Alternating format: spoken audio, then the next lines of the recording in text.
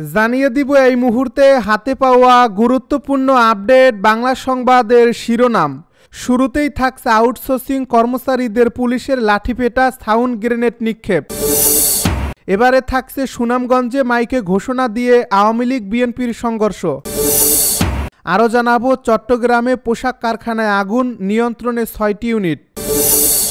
এদিকে তারেক রহমানকে প্রধানমন্ত্রী না করার ষড়যন্ত্র চলছে বলে মন্তব্য মাহবুব উদ্দিন খোকনের। জানিয়ে দিব মার্চে রাজনৈতিক দলগুলোর সাথে আবার বসবে ঐক্যমত কমিশন। সব শেষে জানিয়ে দিব রাজশাহীতে আওয়ামী লীগ বিএনপির সংঘর্ষে নারীর মৃত্যু। শুনছিলেন হাতে পাওয়া গুরুত্বপূর্ণ আপডেট সংবাদের শিরোনাম, এবারে বিস্তারিত। তবে তার আগে অনুরোধ রইল ভিডিওটিতে একটি লাইক দিন এবং কমেন্ট করে জানিয়ে দিন ভিডিও সম্পর্কে আপনার মূল্যবান মতামত। আরও জানিয়ে দিন ভিডিওটি কোথা থেকে দেখছেন বা কোন জেলা থেকে দেখছেন। আউটসোর্সিং কর্মচারীদের পুলিশের লাঠিপেটা, সাউন্ড গ্রেনেড নিক্ষেপ। চাকরি স্থায়ীকরণের দাবিতে আন্দোলনরত আউটসোর্সিং কর্মচারীদের লাঠিপেটা করে সড়ক থেকে উঠিয়ে দিয়েছে পুলিশ। এ সময় সাউন্ড গ্রেনেড ও জলকামান ব্যবহার করা হয়েছে, এতে কয়েকজন শ্রমিক আহত হয়েছেন। শনিবার বিকালে রাজধানীর জাতীয় প্রেস ক্লাবের সামনে এ ঘটনা ঘটে। সরেজমিনে গিয়ে দেখা গেছে শনিবার বিকাল ৩টার দিকে সরকারি বিভিন্ন দপ্তরে কর্মরত কয়েকশো আউটসোর্সিং কর্মচারী জড়ো হয় চাকরি জাতীয়করণের দাবিতে নানা স্লোগান দিয়ে জাতীয় প্রেস ক্লাবের সামনে সড়ক অবরোধ করেন। এ সময় পল্টন মোড় থেকে জাতীয় ঈদগাহ মোড় পর্যন্ত যানবাহন চলাচল বন্ধ হয়ে যায়। এতে আশেপাশের এলাকায় প্রচণ্ড যানজট সৃষ্টি হয়। পুলিশের পক্ষ থেকে আন্দোলনকারীদের সড়ক থেকে উঠে যাওয়ার অনুরোধ করা হলেও তারা কর্ণপাত করেননি। এক পর্যায়ে বিকাল ৫:১৫টার দিকে পুলিশ তাদের লাঠিপেটা করে সড়ক থেকে উঠিয়ে দেয়। এ সময় পুলিশ ৫ রাউন্ড সাউন্ড গ্রেনেড নিক্ষেপ করে এবং জলকামান ব্যবহার করে। পুলিশের লাঠিপেটায় কয়েকজন শ্রমিক আহত হয়ে সড়কে পড়ে থাকতে দেখা যায় এবং কয়েকজনকে আটক করে নিয়ে যাওয়া হয়। সুনামগঞ্জে মাইকে ঘোষণা দিয়ে আওয়ামী লীগ ও বিএনপির রক্তক্ষয়ী সংঘর্ষ। সুনামগঞ্জের শান্তিগঞ্জ উপজেলার পশ্চিম বীরগাঁও ইউনিয়নের পল্লীতে সামাজিক শিরনির আয়োজন নিয়ে মাইকে ঘোষণা দিয়ে দুই পক্ষের সংঘর্ষের ঘটনা ঘটছে। এতে নারীসহ উভয় পক্ষের অন্তত অর্ধশতাধিক লোকজন আহত হয়েছেন। শনিবার সকাল 10টার দিকে কয়েক দফা এ সংঘর্ষের ঘটনা ঘটে। সংঘর্ষের পর এলাকায় উত্তেজনা বিরাজ করায় পুলিশ মোতায়েন করা হয়েছে। ঘটনাস্থল থেকে একজনকে আটক করছে পুলিশ। এলাকাবাসী সূত্রে জানা যায় শান্তিগঞ্জ উপজেলার পশ্চিম বীরগাঁও ইউনিয়ন ঠাকুরভোগ গ্রামের স্থানীয় আওয়ামী লীগের নেতা সুফি মিয়া ও বিএনপি নেতা নূর মিয়ার লোকদের মধ্যে দীর্ঘদিন ধরে আধিপত্য বিস্তার নিয়ে বিরোধ চলছে। এই দুই নেতার নেতৃত্বে বিভক্ত হয়ে গ্রামবাসী সামাজিক আচার আদি পালন করেন। গত ২১ ফেব্রুয়ারি ওই গ্রামে পঞ্চায়েতি শিরনির আয়োজন নিয়ে আলোচনা হয়। এ নিয়ে নূর মিয়া ও আব্দুল মিয়া সহ তাদের লোকজন বিভক্ত হয়ে পড়েন। শিরনি বিতরণের স্থান ও সময় নিয়ে বিরোধে জড়িয়ে কথার কাটাকাটি ও হাতাহাতি হয়। এর জেরে আজ শনিবার সকালে মসজিদের মাইকে ঘোষণা দিয়ে একই স্থানে শিরনির আয়োজনের ঘোষণা দেন দুই পক্ষে ডাকে তাদের সমর্থকরা দেশীয় অস্ত্রশস্ত্র নিয়ে রক্তক্ষয়ী সংঘর্ষে জড়িয়ে পড়েন। চট্টগ্রামে পোশাক কারখানায় আগুন, নিয়ন্ত্রণে ৬টি ইউনিট। চট্টগ্রামের পূর্ব কালুরঘাট এলাকার এভালন ফ্যাশন লিমিটেড নামের একটি পোশাক কারখানায় আগুন লেগেছে। শনিবার বিকেল ৪:৫টার দিকে এই আগুন লাগে। আগুন নেভাতে কাজ করছে ফায়ার সার্ভিসের ৬টি ইউনিট। ফায়ার সার্ভিস পটিয়ার উপসহকারী পরিচালক মোহাম্মদ আবদুল্লাহ জানান, বিকেল ৪:৫০ কন্ট্রোল রুম থেকে খবর পেয়ে আমরা ঘটনাস্থলে এসেছি। এভালন গার্মেন্টস নামের ওই পোশাক কারখানায় জ্যাকেট তৈরি করা হয়। কারখানার ৪ তলায় আগুন লাগে। ওই তলায় শ্রমিকেরা কাজ করেন না, কাজ করেন ২য় ও ৩য় তলায়। আগুন লাগার সঙ্গে সঙ্গে শ্রমিকেরা নিচে নেমে গেছেন।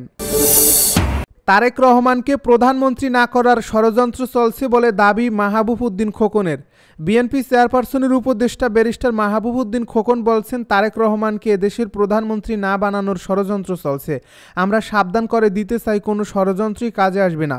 তারেক রহমান এদেশে বীরের বেশে আসবেন, সুষ্ঠু নির্বাচনের মাধ্যমে প্রধানমন্ত্রী হবেন। শনিবার বিকেলে কুমিল্লার চান্দিনা উপজেলার ৬ ঘরিয়া খেলার মাঠে কুমিল্লা উত্তর জেলা বিএনপি আয়োজিত সমাবেশে প্রধান অতিথির বক্তৃতায় এ কথা বলেন তিনি।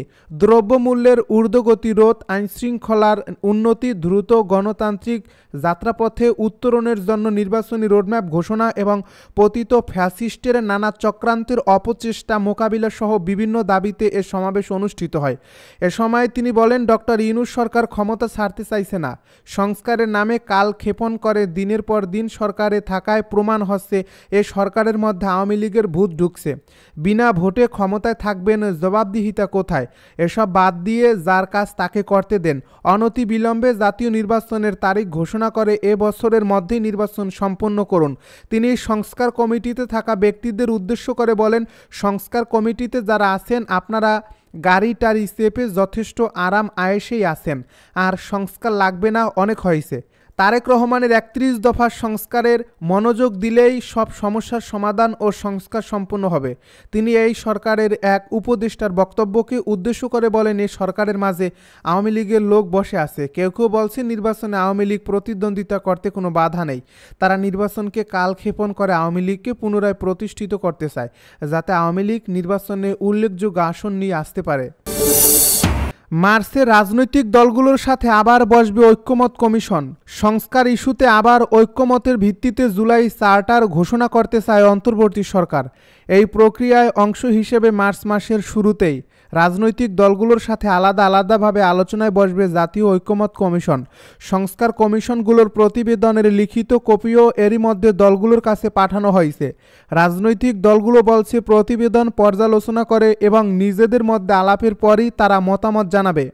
বেশ কয়েকটি রাজনৈতিক দলের নেতাদের সাথে কথা বলে বিবিসি বাংলা জানতে পেরেছে, তারা এখন এসব প্রতিবেদন পর্যালোচনা করছে। এরপর কমিশনের সাথে তাদের বৈঠক হবে, তখন বিভিন্ন ক্ষেত্রে সংস্কারের বিষয়ে নিজেদের অবস্থান তারা তুলে ধরবে। ঐক্যমত কমিশনের সহ সভাপতি অধ্যাপক আলী রিয়াজ বিবিসি বাংলাকে বলছেন, দ্রুতই দলগুলোর সাথে আলোচনার মাধ্যমে ঐক্যমতের ক্ষেত্রগুলো চিহ্নিত করবেন তারা। তার আশা নির্ধারিত সময়ের আগেই এই কমিশন তাদের কাজ শেষ করতে পারবে। কমিশন সূত্র বলছে, সংস্কার ইস্যুতে সুনির্দিষ্ট মতামতের জন্য কমিশনের পক্ষ থেকে রাজনৈতিক দলগুলোর কাছে একটি ফরম পাঠানো হবে। এ ফর্মে দলগুলো মতামত দেবে যে কোন কোন সংস্কার তারা এখনই চায় কিংবা কোনগুলো তারা পরে বাস্তবায়ন করতে আগ্রহী। আগামী মাসের মাঝামাঝি দলগুলো ও জোটের সাথে জাতীয় ঐক্যমত কমিশন আলাদা বৈঠক শুরু করতে পারে বলে জানা গেছে।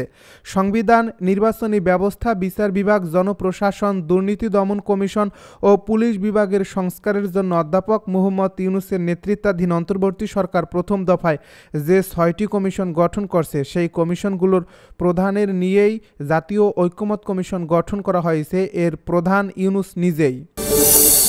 রাজশাহীতে আওয়ামী লীগ বিএনপির সংঘর্ষে নারীর মৃত্যু। রাজশাহীর দুর্গাপুরে বিএনপি ও আওয়ামী লীগের সমর্থকদের সংঘর্ষে ফেরদৌসী আরা নামের এক নারী মারা গেছেন। শনিবার জমি জামার বিবাদে এই ঘটনা ঘটে। এ সময় প্রায় ১৬ জন আহত হন।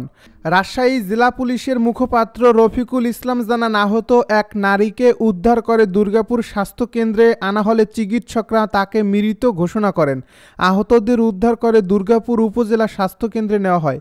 তিনি আরও জানান, জমি জমা নিয়ে দীর্ঘদিন ধরে দুর্গাপুরের তিয়ারকুড়ি গ্রামের বিএনপি কর্মী মামুন ও তার ওয়ারিসদের সঙ্গে আওয়ামী লীগের নেতা ও দেলুয়াবাড়ি ইউনিয়নের সাবেক চেয়ারম্যান রিয়াজুল ও তার ওয়ারিসদের বিরোধ চলছে। এরই জেরে শনিবার সকালে দুপক্ষের মধ্যে সংঘর্ষ হয়। এ সময় ছুরিকাঘাতে ফেরদৌসী মারা যান।